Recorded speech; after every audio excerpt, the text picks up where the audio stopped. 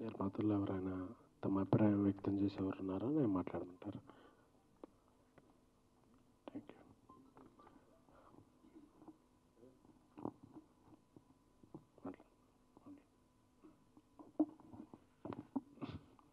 Hello అండి, నా పేరు రాకేష్. నేను 2 ఫిలిమ్స్ చేశాను. ఎవరికి చెప్పొద్దు, పేక మెటల్ మీకు తెలిసినాయి.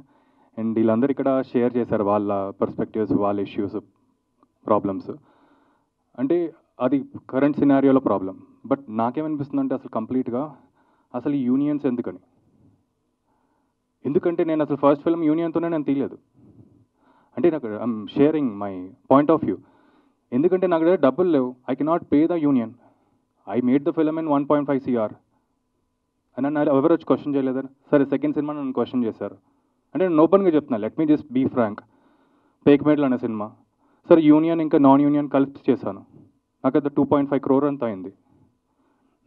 నాకు నష్టపోతే నాకు ఎవరు వచ్చాయని చేయలేదే. ఇప్పుడు నేను మొత్తం యూనియన్తో చేశాను. 8 crore అయింది నాకు.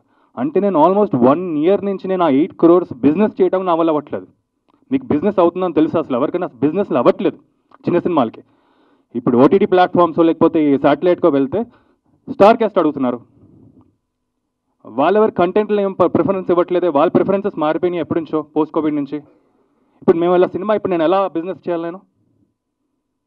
సరే, ఇలాంటి పొజిషన్లో నేను సరే యూనియన్కి నేను అందరు కట్టుకుంటే నేను చాలా జెన్యున్గా నేను చేస్తే ఇప్పుడు నేను స్టే కట్ నేనే ఉన్నా కదా. నాకు ఎవరైనా వచ్చి చేస్తున్నారా? నా ప్రొడ్యూసర్స్ కౌన్సిల్ ఎవరైనా వచ్చి చేస్తారా? నాకు ఇప్పుడు ఆ 8 crores స్టేక్ నాకే కదా. ఇంకొక ప్లస్ 2 crores వేసుకుని ఇంకొక 10 crore నేను ఇప్పుడు మార్కెటింగ్ పెట్టుకోవాలి. ఇప్పుడు ఏమన్నా అవుతే నేను పోతా. అలాగే సేమ్ పరిస్థితి మా అందరిది. ఎవ్వరు చేయరండి. ప్రొడ్యూసర్ పోతే ఎవ్వరు వచ్చి మాకు ఏం ఆదుకోరు. మేమే ఏదో అమ్ముకుని మళ్ళీ పిచ్చి కాబట్టి ఈ సినిమా అంటే మేము మళ్ళీ వచ్చి మేము చేయాలి. అసలు నాది ఏంటంటే, అవును ఇప్పుడు పోయిందండి నాకు నిజంగానే ఒక సినారియో, నా సినిమా పోయింది. నెక్స్ట్ సినిమా దగ్గర 50 lakhs ఉంది. నేను యూనియన్ ఎందుకు పెట్టుకుంటాను?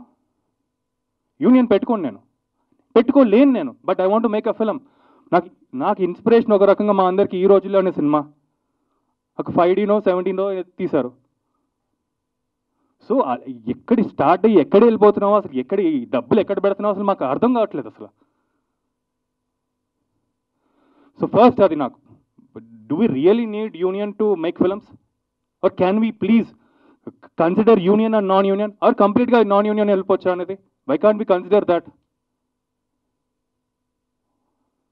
And second point, call sheets పొద్దునే 7 నుంచి 6 వరకు, 6 to 6 ఒక కాల్ షీట్ అనుకోండి. ఎవరు వస్తున్నారండి 6కి? అసలు ఎవరు స్టార్ట్ చేస్తున్నారు 7 o'clockకి? ఎవరు చేయట్లేదు.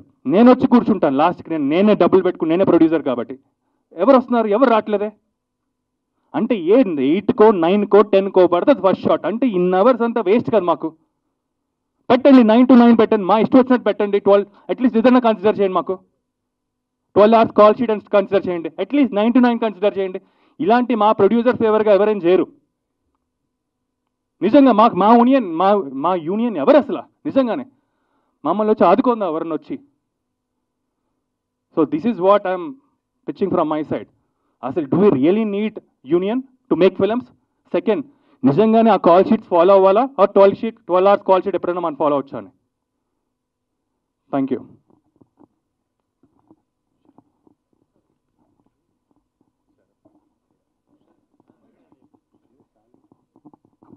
Before I am speaking, Shatu will speak. Hello అండి, నా పేరు శరత్, చాయ్ బిస్కెట్. అంతే, ఐ థింక్ అందరూ